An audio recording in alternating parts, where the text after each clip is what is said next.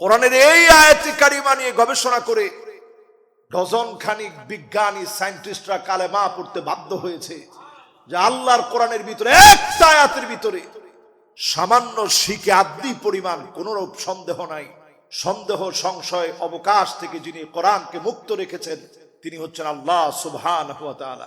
বিজ্ঞান ঠিক এখন যে জায়গায় আছে, যত উত্তর উন্নতি সাধন করবে, পিআরসি জরিপ বলছে, এটা আমার মতো একজন আলেমের জরিপ না, খ্রিস্টানদের জরিপ বলছে আগামী 2050 পর্যন্ত এই পৃথিবীটা যদি 2050 পর্যন্ত এই পৃথিবীটা যে হালতে চলতেছে, এই হালত যদি পৃথিবীতে চলে, 2050-এর ভিতরে সবচেয়ে বেশি হবে মুসলমানদের সংখ্যা। বলেন আল্লাহু আকবার।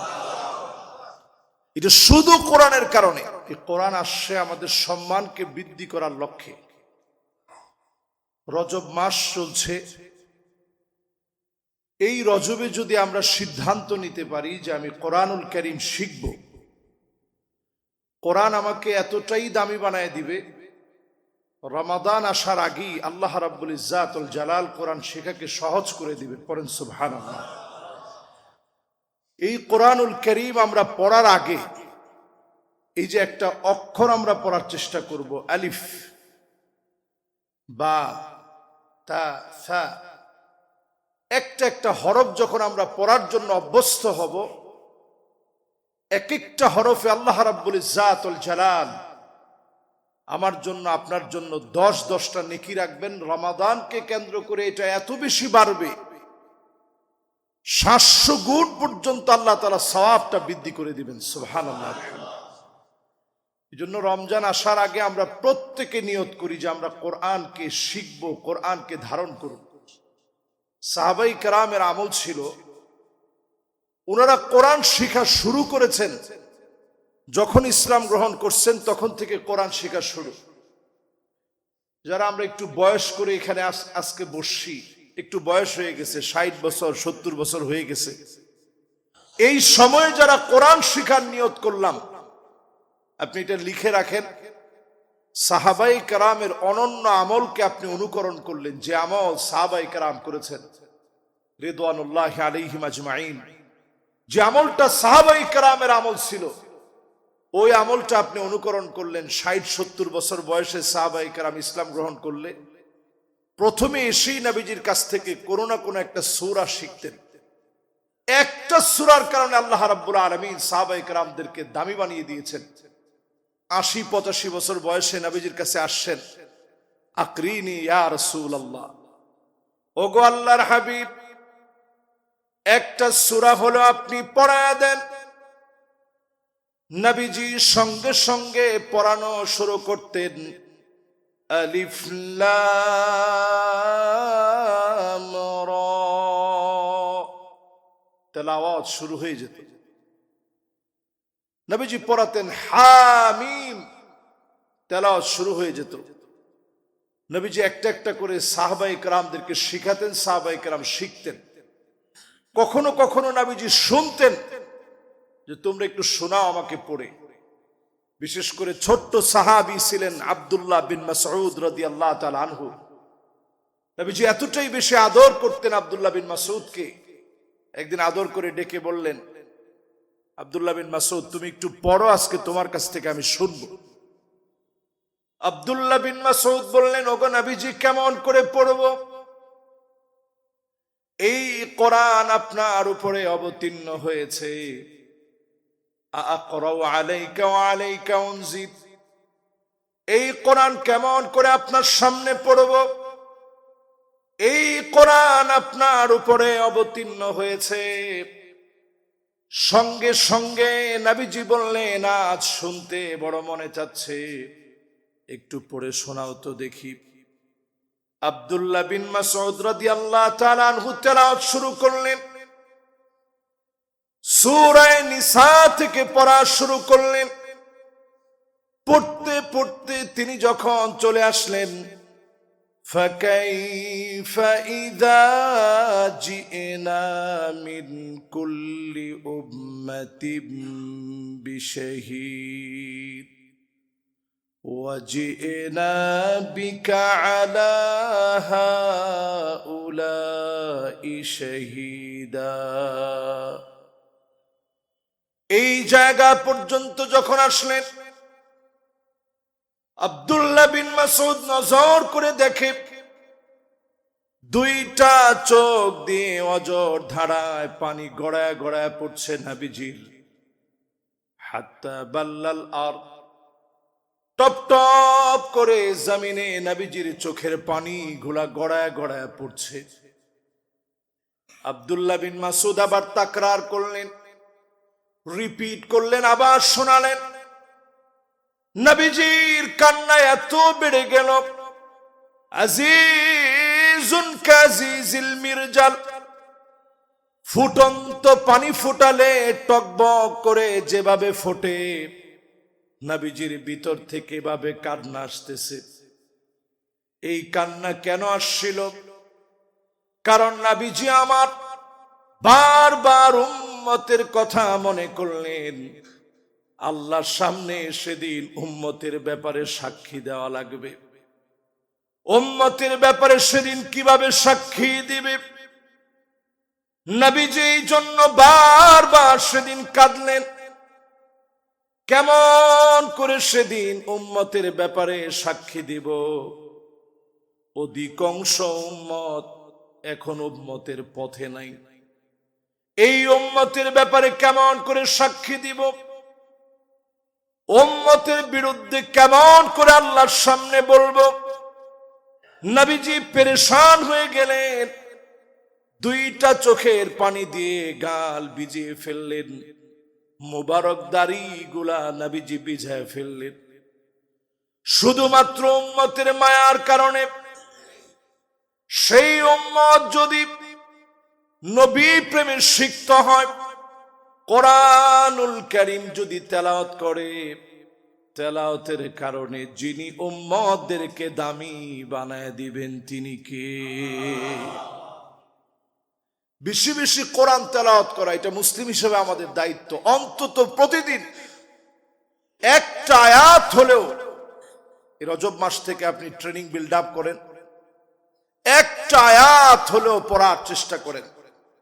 কোরআনুল কারীমের আর কিছু আমরা পারি আর না পারি, একটা আয়াত আমরা প্রতিদিন পড়ার চেষ্টা করি। এখন অনলাইনে অনেক সুযোগ সুবিধা আছে, এবং আমাদের মসজিদে খুবই রিসেন্ট অল্প সময়ের ভিতরে আমরা এখানে ইনশাআল্লাহ বয়স্কদের জন্য কোরআন শেখানোর ব্যবস্থাপনা থাকবে। আমরা যারা ইয়ং আছি অনেকে আমরা বাসা বাড়িতে পড়ি। বয়স্করা অনেক সময় মনে করি যে এই কোরআন এখন আর আমার শেখার বয়স নেই, অথচ সাহাবায়ে কেরাম কোরআন শিখেছেন বয়স করেই। যখন ইসলাম গ্রহণ করছেন তখন থেকে শেখা শুরু। আজকে থেকে যদি আপনি নিয়ত করেন, হয়তো আপনি নিয়ত অনুযায়ী পুরাপুরি সেখানে যেতে পারেন নাই, শিখাটা আপনার শেষ হয় নাই, এর আগেই মালাকুল মউত চলে আসছে। যদি মালাকুল মউত ওই শিখা অবস্থায় চলে আসে, কপাল কেমন চিন্তা করে। নবী করিম সাল্লাল্লাহু আলাইহি সাল্লাম জানায় দিলেন, ওই অবস্থায় যদি আপনার মওত হয়ে যায়, শিখা অবস্থায় আপনার মওত হলো। যতজন শিখতে সে মৃত্যুবরণ করে, শাহাদাতের মওত পায়, মান আরাদা শাহাদাতা বিসিদকিন বাল্লাগাহুল্লাহু মানাজিলাশ শুহাদা ওয়া ইন মাতা আলা ফিরাশিহি। বিছানায় শুয়েও যদি আপনি মারা যান, শহীদের দরজা পেয়ে যাবেন। দিন শিখতে শিখতে, কোরআন পড়তে পড়তে যদি মারা যান, যিনি চাইলে আপনাকে শহীদ হিসাবে কবুল করবেন তিনি কে? সাহাবায়ে কেরাম নবীজিকে একদিন মহব্বত করে প্রশ্ন করলেন, ওগো নবীজি, কেমনে বুঝবো যে আল্লাহ লোকটারে ভালোবাসতেন? এটা বুঝবো কেমনে? নবীজি বললেন, এটা বোঝার জন্য ছোট্ট একটা আলামত আছে। লোকটা যে আল্লাহ ভালোবাসতেন, এটা বোঝার জন্য ছোট্ট একটা আলামত আছে, সিমটম আছে। কি সে আলামত? নবীজি বললেন, আইয়ুফিকাহু বিআমালিন সালিহিন ক্বাবলা মাউতিহি, যেই লোকটাকে আল্লাহ ভালোবাসবে কোন না কোন ভালো কাজের ভিতরে আল্লাহ পাক তারে মৃত্যু দিবেন। নামাজের সেজদার ভিতরে আছেন তখন মওত দিয়ে দিবে, কোরআন তেলাওয়াত করতেছেন মওত হয়ে যাবে, রোজার মাসে রোজা রেখে মৃত্যু হবে, আল্লাহর ঘরে তাওয়াফ করতেছেন তখন মরণ হবে, সিজদার মধ্যে গিয়েছেন সুবহানা রাব্বিয়াল আলা বলে বলে মালিকরে ডাক দিয়েছেন, ওই মুহূর্তে মওত হয়ে যাবে, ঈমানের হালতে মওত হয়ে যাবে। ঈমানের হালতে যদি মালিক কবুল করে নেন, অবশ্যই যিনি আপনাকে আদর করে মহব্বত করে ফেলেছেন তিনি কে? কোন না কোন একটা সওয়াবের কাজের ভিতরে আল্লাহ তাআলা আপনার শেষ নিঃশ্বাসটা সওয়াবের কাজের ভিতরে শেষ হবে। কালেমা পড়তে পড়তে আপনার মওত হবে। আমরা যারা কোরআন তেলাওয়াতের মধ্যে থাকি, আপনি দেখবেন ইস্তেগফার পড়তে পড়তে আপনার মওত হবে, তাওবা করতে করতে মওত হবে। এই জন্য কোরআনের সাথে যত সম্পর্ক যত বাড়াবেন, আল্লাহর সাথে সম্পর্ক তত বাড়বে। একজন মুমিন আল্লাহর প্রিয় হওয়ার জন্য মুমিনের কাজ হচ্ছে আল্লাহ রাব্বুল ইজ্জাত ওয়াল জালালের সাথে সম্পর্ক বৃদ্ধি করার লক্ষ্যে মুমিনের কাজ হচ্ছে এই সম্পর্ক বাড়ানোর জন্য কোরআন পড়বেন। একটা আয়াত আপনার জীবন চেঞ্জ করে দিতে পারে। একজন ব্যক্তি নবীজির সামনে দিয়ে যাচ্ছেন, ওনার নাম ছিল জুবাইর বিন মুতঈম। অন্ধ মানুষ ছিলেন তিনি, দুইটা চোখে দেখেন না, রাসূলের কাজ দিয়ে যাচ্ছেন। নবী করিম সাল্লাল্লাহু আলাইহি ওয়াসাল্লাম বললেন, সেই সময় তেলাওয়াত করতেছিলেন, আম খুলিকু মিন গায়রি শাইইন আম হুমুল খালিকুন। সাহাবী শোনা মাত্র থমকে দাঁড়ায় গেলেন। এখনো তিনি সাহাবী হন নাই, কালেমা পড়েন নাই। থমকে দাঁড়ায় গেলেন জুবাইর বিন মুতঈম। মনে মনে চিন্তা হলো, আমার দুইটা চোখ নাই, এই দুইটা চোখ পৃথিবীর কেউ দিতে পারে নাই, কারণ আমার মালিক আমারে দুইটা চোখ দেয় নাই, চোখের আলো দেয় নাই। আম খুলিকু মিন গায়রি শাইইন আম হুমুল খালিকুন। তুমি তোমার নিজের বানাতে পারো নাই, কোনো কিছু সৃষ্টি করতে পারো নাই, তোমার একজন মালিক আছে, তিনি তোমাকে বানিয়েছেন, তিনি তোমারে সৃষ্টি করেছেন। জুবাইর বিন মুতঈম কয়েকবার তেলাওয়াতটা শুনলেন, হৃদয়টা বিগলিত হয়ে গেছে। নরম হৃদয়ে তিনি চিন্তা করলেন, আহারে জিন্দেগিতে কেন বুঝি নাই আমার মালিক ছাড়া কেউ আমারে বানায় নাই। আমার নখটা আমি বানাতে পারি নাই, চোখটা বানাতে পারি নাই, কোনো কিছু আমি বানাই নাই। জুবাইর বিন মুতঈম বলেন, কাদা কলবি ইয়াতিরু লিল ইসলাম। আমার কাছে মনে হচ্ছিল ইসলাম নামক বিশাল আকাশের ভিতরে আমি ক্ষুদ্র পাখি হয়ে গেলাম, চতুর্দিকে উড়ে বেড়াচ্ছিলাম। ছোট্ট একটা পাখি আমি হয়ে গেলাম, চতুর্দিকে আমি উড়ে বেড়ানো শুরু করলাম। নবীজিকে বললাম, ওগো নবীজি, আর দেরি করতে চাই না, এখনই আপনি আমাকে পড়ায় দেন লা ইলাহা ইল্লাল্লাহু মুহাম্মাদুর রাসূলুল্লাহ সাল্লাল্লাহু আলাইহি সাল্লাম। একটা আয়াত কারিমা মানুষকে ইসলামের দিকে আকৃষ্ট করে ফেলেছে। এই পৃথিবীতে অনেক গবেষকরা কালেমা পড়ছে, একটা আয়াতে কারিমাকে নিয়ে গবেষণা করতে গিয়ে কোরআনুল কারীম আল্লাহ রাব্বুল আলামিন পিঁপড়া সম্পর্কে কথা বলছেন। وقالت نملة يا أيها النمل ادخلوا مساكنكم لا يحطمنكم سليمان وجنوده। এই আয়াতে কারিমা নিয়ে সায়েন্টিস্টরা গবেষণা শুরু করলো যে পিঁপড়ার তো কান নাই, তো শুনলো কেমনে? এই একটা আয়াতে কারিমা নিয়ে বিজ্ঞান চাইলো কোরআনের ভুল ধরবে, যে পিঁপড়ার তো কান নাই, তো শুনলো কেমনে? তারা যখন ভুল ধরার জন্য আসছে, বিশাল টিম নিয়ে ভুল ধরবে, গবেষণা চালাতে গিয়ে দেখে কান নাই ঠিক। আল্লাহ পাক তার শোনার জন্য পায়ের ভিতরে একটা সেন্সর, একটা ভাইব্রেশন দিয়ে রেখেছে। এই সেন্সিং ভাইব্রেশনটা এত পাওয়ারফুল, আপনার কর্ণকুহরে ভূমিকম্প আসলে ধাক্কা লাগলে পরে অনুভূত হয়। এর অনেক আগে ক্ষুদ্র একটা পিপিলিকা আল্লাহ রাব্বুল আলামিন যে সেন্সিং ভাইব্রেশন দিয়েছে, এই সেন্সিং ভাইব্রেশনের কারণে একটা ক্ষুদ্র পিপিলিকা বুঝে ফেলে একটু পরেই এই জমিনের ভিতরে ভূমিকম্প হবে। জোরে করে আল্লাহু আকবার। কোরআনের এই আয়াতে কারিমা নিয়ে গবেষণা করে ডজন খানিক বিজ্ঞানী সায়েন্টিস্টরা কালেমা পড়তে বাধ্য হয়েছে যে আল্লাহর কোরআনের ভিতরে একটা আয়াতের ভিতরে সামান্য শিকে আদ্দি পরিমাণ কোনরূপ সন্দেহ নাই। সন্দেহ সংশয় অবকাশ থেকে যিনি কোরআনকে মুক্ত রেখেছেন তিনি হচ্ছেন আল্লাহ সুবহানাহু ওয়া তাআলা।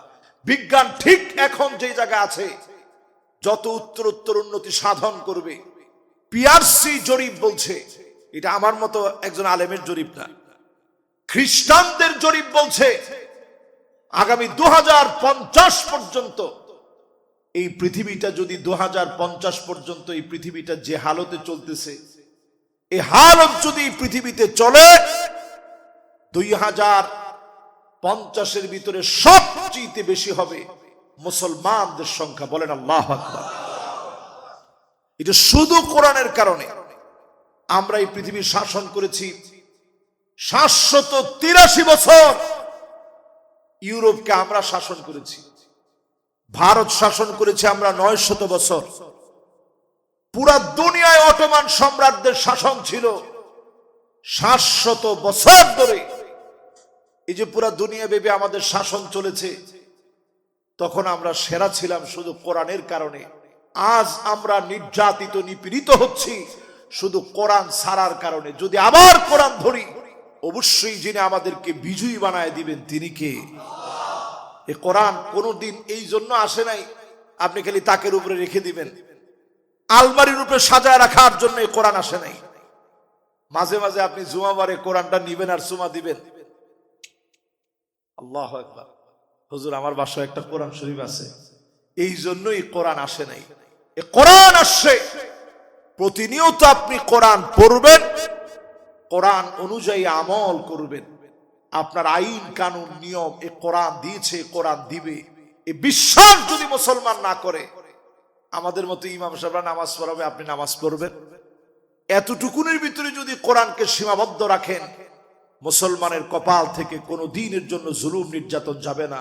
ওই দিন জুলুম নির্যাতন বন্ধ হবে যেদিন আমরা কোরআনের দিকে আসতে পারবো। ঠিক কিনা বলেন? এজন্য আমাদের প্রত্যেকের কোরআন শিখতেই হবে। আপনি এটা মনে করেন না যে হুজুর কোরআন আমার জবান দিয়ে আসে না। সব প্রোনাউন্সিয়েশন আপনার অত্যন্ত সুন্দর হয়, যে কোনো ভাষা আপনি বলতে পারেন। বাঙালি যে কি পরিমাণ ভাষা জানে এটা বিদেশ না গেলে বোঝা যায় না। সারা ওয়ার্ল্ডের সব ভাষা আপনি আত্মস্থ করতে পারেন, কিন্তু আপনি কোরআনটা পড়তে পারেন না। আমি যদি 1 2 3 উচ্চারণটা যদি আমি একটু ভুল করি, আপনি বলবেন যে মোল্লা মানুষ তো, ওর তো 1 2 3 উচ্চারণটা তো ভুল হবেই, খুব স্বাভাবিক ব্যাপার। এবার যদি আপনারা বলি যে আপনি সূরা ফাতিহাটা একটু বলেন তো দেখি, আপনি সূরা ফাতিহা পড়তে গেলে যদি প্রথমেই বলেন আলহামদুলিল্লাহি রাব্বিল আলামিন, এখানে হা, আপনি যদি কোন আলহামদুলিল্লাহি রাব্বিল আলামিন। হইছে? 1 2 3 শুনে যদি আপনার কাছে লজ্জা লাগে যে হুজুরের উচ্চারণ ঠিক হয় নাই, তাহলে আপনার আমার অবস্থা কি কর? আপনি যদি এখনো বলেন বিসমিল্লাহির রহমানির রহিম, হইছে? কি কইলেন আপনি? বিসমিল্লাহির রহমানির রহিম। আমাদের দেশের একজন অলরাউন্ডার, ওনারে অলরাউন্ডার বানাই দিয়েছেন আপনারা। ওনারে বক্তব্য দিতে দিছে, উনি বক্তব্য দিতে গিয়ে বলছে বিসমিল্লাহির রহিম, মাঝখানে রহমান শেষ। এ হচ্ছে আমাদের অলরাউন্ডারদের অবস্থা। এই জন্য আল্লাহর কোরআনের দিকে আসেন, যতদিন হায়াত পাবেন একটু একটু করে শিখতে থাকেন। এ কোরআন আল্লাহ সহজ করেছে। একবার আল্লাহ বলে নাই, 4 বার কোরআনে আল্লাহ বলছেন ওয়ালাকাদ ইয়াসসারনাল কুরআনা লিযিকর ফাহাল মিন মুদ্দাকির। এই কোরআনকে আল্লাহ সহজ করেছে। আছো কি কেউ এমন এই কোরআন পড়বা, কোরআন শিখবা, কোরআন বুঝবা, আল্লাহর কোরআনের দিকে আসলে যিনি সব সহজ বানায় দিবেন তিনি কে? ইনশাআল্লাহ এই জুমা থেকে আমরা নিয়ত করে ফেলি, যদি এই জুমায় আমার জীবনের শেষ জুমা হয়, এই নিয়তটুকুন করছেন কাতাবাল্লাহু লাহু হাসানাতান কামিলা। সেই বুখারীর হাদিস বলছে, এই যে নিয়ত আপনি করলেন, ইনশাআল্লাহ আমি বুঝে শুনে কোরআনটা পড়বো, আজকে থেকে শুদ্ধ করে পড়বো, নিয়ত করেছেন। এই নিয়ত করার কারণে যদি আজকে আপনার মৃত্যু হয়ে যায়, পুরা কোরআন সই করে পড়লে যেমন সওয়াব হতো, সমপরিমাণ সওয়াব বান্দার আমল নামে আল্লাহ লিখে দিবেন। সুবহানাল্লাহ। আমরা রাজি আছি না ইনশাআল্লাহ? আল্লাহ আমাদেরকে তৌফিক দান করুক।